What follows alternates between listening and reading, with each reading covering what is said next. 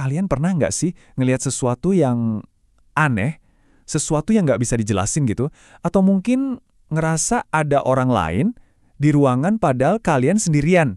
Nah, kali ini kita akan coba bedah kenapa kita bisa percaya sama hal-hal yang aneh dan ajaib, dan apa artinya semua itu tentang cara kerja otak kita. Karena ternyata ilusionis paling hebat yang pernah ada, ya ada di dalam kepala kita sendiri. Coba bayangin deh, kalian bangun tidur, tapi badan gak bisa gerak sama sekali. Terus, di kegelapan kamar, kalian ngelihat sesuatu yang mengerikan. Nah, ini adalah pengalaman nyata dari seseorang yang kena sleep paralysis atau yang sering kita sebut ketindihan. Pengalamannya tuh nyata dan menakutkan banget. Rasanya kayak adegan film horor yang tiba-tiba jadi kenyataan. Jadi, pertanyaannya gini, apa pengalaman kayak gini itu bukti adanya dunia gaib? Atau jangan-jangan ada sesuatu yang jauh lebih menarik dan lebih ilmiah yang lagi terjadi di dalam kepala kita?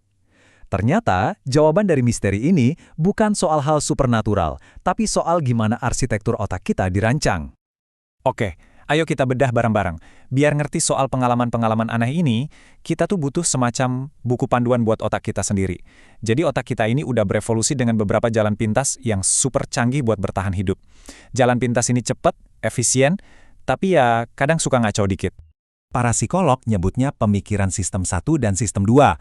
Sistem 2 itu cara pikir kita yang lambat, logis, dan penuh pertimbangan. Kayak pas lagi ngerjain soal matematika deh. Tapi yang sering banget ngambil alih kendali itu sistem 1. Ini tuh mode autopilot kita, cepet, pakai intuisi, dan otomatis. Sistem inilah yang bantu nenek moyang kita buat kabur dari predator. Masalahnya di dunia modern sekarang, kecepatan ini kadang bikin kita salah ambil kesimpulan. Dan disinilah konsep patternicity masuk. Otak kita itu pada dasarnya mesin pencari pola yang luar biasa. Coba pikirin, nenek moyang kita yang lihat bentuk predator di semak-semak yang goyang, walaupun itu cuma angin, ya jelas lebih mungkin selamat dong daripada yang cuek aja. Hasilnya, kita jadi terprogram buat ngelihat pola di mana-mana, nyambung-nyambungin titik, bahkan pas sebenarnya nggak ada apa-apa. Sekarang, coba kita terapin konsep ini ke salah satu pengalaman paranormal paling umum, ngelihat hantu. Gimana sih caranya otak kita yang penuh jalan pintas ini bisa nyiptain pengalaman yang meyakinkan banget? Tapi kenyataannya seringkali beda. Lupain di apa yang kalian lihat di film-film horor. Kebanyakan pertemuan dengan hantu itu sebenarnya jauh lebih samar. Bukan soal penampakan yang jelas banget, tapi lebih ke perasaan lagi diawasin, suara aneh tengah malam, atau bayangan yang sekilas lewat di sudut mata. Nah, pengalaman-pengalaman gak jelas inilah yang jadi santapan lezat buat otak kita yang emang doyan nyari pola. Jadi gimana penampakan hantu itu tercipta? Gampang, cuma butuh 4 bahan utama. Pertama, konteks.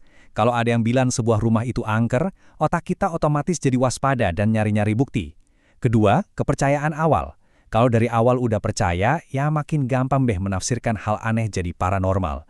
Terus, tambahin salah tafsir, misalnya angin dingin jadi kayak sentuhan. Dan terakhir, pareidolia, yaitu kecenderungan kita ngelihat muka di benda mati. Campur semua, dan jadi deh pengalaman berhantu yang rasanya nyata banget. Ini ada contoh yang pas banget. Ada seorang pria kerja sendirian di lab yang katanya berhantu. Dia merasa nggak nyaman, ngelihat sosok abu-abu dan yakin banget lagi digangguin. Belakangan, baru ketahuan kalau ada kipas angin di lab itu yang ngeluarin infrasonik. Gelombang suara super rendah yang nggak bisa kita dengar, tapi bisa bikin cemas, kedinginan, bahkan halusinasi. Bukan hantu guys, cuma fisika. Oke, dari hantu kita pindah ke paranormal. Gimana caranya seorang paranormal bisa kelihatan meyakinkan banget, bahkan buat orang yang awalnya skeptis? Apa mereka beneran punya kekuatan? Atau mereka cuma lebih jago aja ngebaca cara kerja otak kita?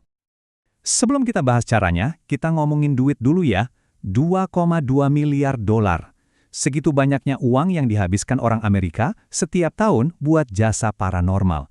Ini bukan main-main, ini industri raksasa yang dibangun di atas pemahaman tentang psikologi manusia. Rahasianya?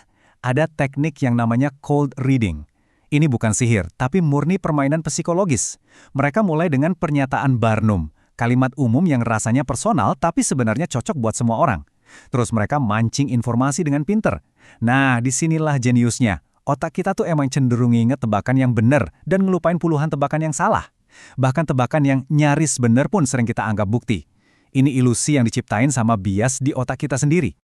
Ini ada lelucon bapak-bapak dari sumber materi kita. Tapi pesannya dalam loh. Klaim-klaim besar kayak mindahin barang pakai pikiran tuh seringnya nggak bisa dibuktiin secara ilmiah. Lelucon ini nunjukin betapa absurdnya beberapa klaim tersebut dengan cara yang cerdas. Mungkin kalian mikir, ya udahlah, emang kenapa kalau percaya hantu atau paranormal?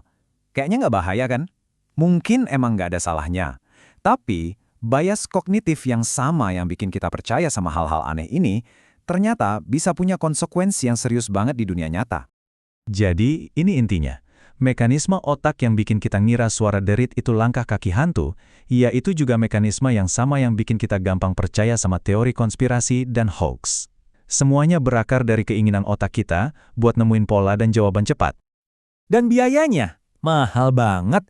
Kita udah lihat industri paranormal nilainya 2,2 miliar dolar. Tapi lihat deh grafik ini, angka itu ternyata kecil kalau dibandingin sama yang lain. Industri pengobatan alternatif lebih dari 30 miliar dolar.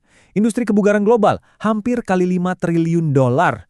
Banyak dari industri ini hidup dari menjual harapan dan solusi yang seringkali nggak didukung sains. Dampaknya tuh nyata dan kadang tragis. Ada penipuan finansial gede-gedean, kayak detektor bom palsu yang dijual ke Irak. Ada teori konspirasi berbahaya yang rusak kesehatan publik, bahkan sampai diskriminasi di tempat kerja berdasarkan zodiak. Ini nunjukin gimana jalan pintas otak kita bisa dibajak dan nyebabin kerugian yang beneran. Oke, kita sampai di bagian akhir. Mari kita kembali ke tokoh utama cerita ini, otak kita sendiri. Setelah dengar semua ini, gampang banget ya buat mikir kalau otak kita tuh cacat atau penuh kekurangan. Tapi sebenarnya ini justru cerita tentang betapa luar biasanya otak kita. Poin utamanya bukan buat ngebuang semua keajaiban di dunia ini. Bukan. Tapi ini soal mengarahkan rasa kagum kita ke tempat yang semestinya. Keajaiban yang sebenarnya itu bukan hantu atau paranormal, tapi cara otak kita yang luar biasa dan kadang suka salah dalam ngebangun realitas kita dari serpian informasi, kepercayaan, dan harapan. Saya mau tutup pembahasan kita kali ini dengan kutipan dari Arthur C. Clarke. Kutipan ini keren banget karena nunjukin kalau bahkan dengan sains dan akal sehat pun, alam semesta ini masih penuh sama misteri yang dalam dan bikin merinding. Dan mungkin misteri terbesar dari semuanya ya ada di antara kedua telinga kita ini. Terima kasih sudah menyimak.